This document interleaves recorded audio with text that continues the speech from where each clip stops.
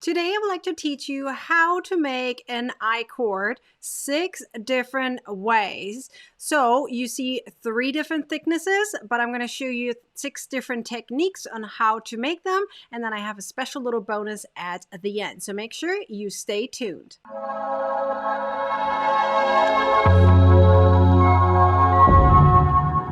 Hi, my name is Nikki and I'm the creator of Nikki's Homemade Crafts. Okay, so let's start with the basics of how to make an l.cord. You are simply making a chain of 3. That's easy to start with, right? Now you're going to do something similar to Tunisian crochet. You're going to insert your hook into the second chain from the hook, yarn over and pull through and leave that loop on your hook. And then do the same thing on the third one. Yarn over and pull through. You now have 3 loops on your hook, and now you're going to take them off and hold them with your fingers. Simply take them off and hold. I'm using my thumb and my middle finger, and now I'm going to yarn over and go through the last loop here on my hook. And now I'm going to the second one. Simply insert my hook, yarn over, pull through, and now go through the third one, yarn over and pull through. That's how you start. So let's do that again. You simply take your second and third loop off your hook and you hold it with your fingers. Hold it tight. Then yarn over, pull through. Now you pick up your second one, okay? Yarn over, pull through, and now go through the third, yarn over and pull through. Done.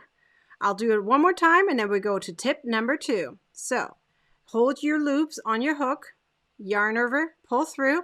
Now pick up the second, hold the third, yarn over, pull through. Now go through the third and yarn over, pull through.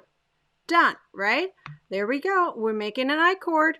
So now let's go to tip number 2. Tip number 2 is using stitch markers. Yes, it can be more fiddly, but it can be helpful for those who are worried about losing their loops on their fingers. It can also be helpful when you're putting your l.cord to the side so you're not losing your loops. So you simply insert your stitch markers as I just did. You are now going to remove your loops and hold them on your fingers just like you did previously. Yarn over, pull through. And now the stitch marker kind of guides you, right? Because you know now which one is which. Yarn over, pull through the second one and go through the third. Yarn over, go through this third one, right? Here's the problem though, and it's taking an extra step for me to move up my stitch marker to my next loop that I created. But, you know, if you need it, that is totally fine, and that's an option for you. Let's do that one more time. We take off the second and the third loop. Yarn over, pull through the first, and then go through the second one, yarn over, pull through the second, and through the third. Done, right? So that is how you do it with stitch markers. Tip number 3 is using another crochet hook that has a smaller head so it doesn't get stuck. You are simply inserting your other crochet hook, okay? Slide off your loops so they're not going anywhere. You don't have to hold them with your hands, and it almost looks like you are knitting. Yarn over, pull through the first, then do the same with the second. Yarn over, pull through and slide off, then yarn over, pull through and slide off. Done. So much easier than the stitch marker for sure.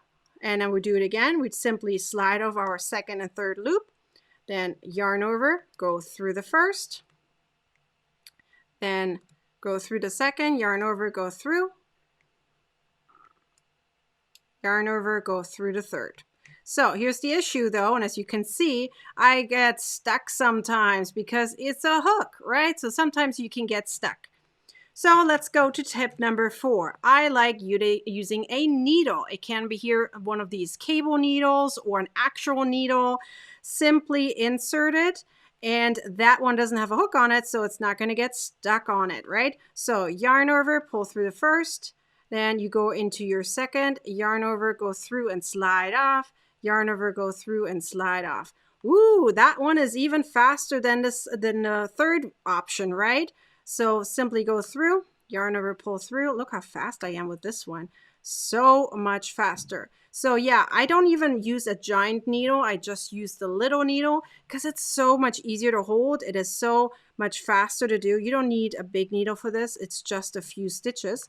So when you simply keep on doing it, how fun is that? So yeah, this is definitely my fastest way and my preferred way, using a cable needle or just a simple needle, and just slide off my loops so that way I don't have to hold them, my fingers don't cramp up, and it's so much easier. In order to finish your I-cord, you simply yarn over and pull through all of them, or one at a time, to make it look pretty, and then you're done.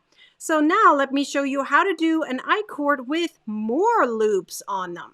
So here you can see an I-cord that I made with 6 loops instead of 3. So you can see it gets nice and fluffy, and it is a lot thicker than the other one. So let's see how to do that. I'm going to show you how to do it with 5 loops, but you can add more to it. But I'm going to tell you, the more you add to it, the more fiddly it can be. So again, I will use my needle because it's going to make it a lot easier and faster to make this I-cord. So as I said, I'm going to make a chain of 5. And now we're doing the exact same thing as we did with the other one. We are inserting our hook into the 2nd, 3rd, 4th, and 5th loop from the hook. And then now we have our loops on our hook. We're now going to take our needle and slide them off very easily, right? And we're going to hold them on our needle. And now we're going to crochet as we did before, just that there's a few extra ones, right?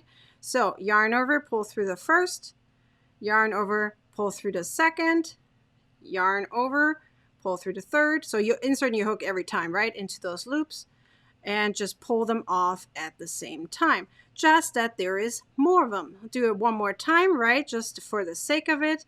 So again, you're just pulling your loops off. You always keep one on your hook, then yarn over, pull through.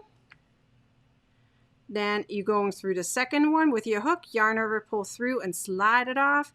Again through the 3rd, yarn over, pull through, 4th, and 5th. So as you can see, that is so much faster and easier to make. And yes, you make it nice and fluffy, and this will kind of close together here at the end. As you see, I did the same thing here with 6 of them, and it does close at the end. It might not look like it in the beginning, but it does close. And then you have that bigger I-cord than you normally would see for an I-cord. So yes, it is possible to make an I-cord knitted with your crochet hooks, but I do like using a needle to help me along. Now let's go to my last one that I want to tell you about before I give you a little extra bonus one. So this is tip number 6, and tip number 6 is actually the fastest one. It is also the thinnest one. It does have 3 sides. So you're going to have here the V's, you're going to have here the V's, and then this one looks slightly different in the back. So let me show you how to do this one. This one's the absolute fastest way to make an I-cord. However, if you look at a normal I-cord, you can see it is a little bit thinner, but it is more sturdy, and it feels thicker and it's less fluffy. So let me show you how to do that. You're going to start with a very, very, very long end, depending on how long you're going to make the cord. So you can see this is my end here, right? It's very, very long. So we're going to start with a normal slip knot. You're going to understand which part of your yarn is which. So this is your working yarn as you normally have. This is your end. I'm going to call it the non-working yarn. You're going to make a chain like you normally would, but now you're going to take your end, the non-working yarn, and you're going to wrap it around your hook from front to back, and you're going to hold it with your finger. Now you have 2 loops on your hook, yarn over and pull through. Let's do that again. From the front to the back around, yarn over, pull through. From the front to the back, yarn over, pull through. Front to back, yarn over, pull through. Front to back, yarn over, pull through. Look how fast you can make this I-cord. It is actually just chains, but you are just wrapping your yarn around to make it a little bit thicker, so it's not a normal chain. So it's so cool. It's actually making kind of single crochets that are stacked on top of each other. But yeah, look how fast I am making this. What? Yes, so that's a thinner version and faster version of making I-cord. The only drawback is that you need a very, very long end, because once you run out, well, you can't keep going unless you somehow add another yarn to it, so that you might have to weave in later. You can do that, of course, if you choose to do so. If in case you do run out, you just add a loop to it and then add to it, but you do have to weave it in somehow so you don't have the end peeking through and it doesn't look like you added extra yarn. But yeah, that's a cool way of making an I-cord very fast, and it does have a nice stretch to it. It's the thinnest version, but for sure the fastest one. So now that I taught you 6 different ways on how to make an I-cord, I would like to show you my bonus I-cord, or should I call it a spiral rope.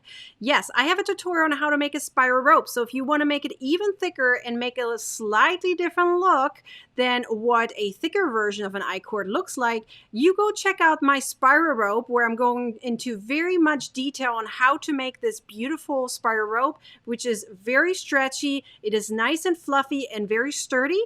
But yeah, you have different versions here, 6 different tips on how to make an I-cord in different thicknesses, plus the spiral rope. So go check those out. Make sure you like, comment, and share this video. Subscribe to my YouTube channel and turn on the little bell to get a notification the next time I publish a new video or go live. I hope you enjoyed this video. Let me know below, and I'll see you next time. Bye!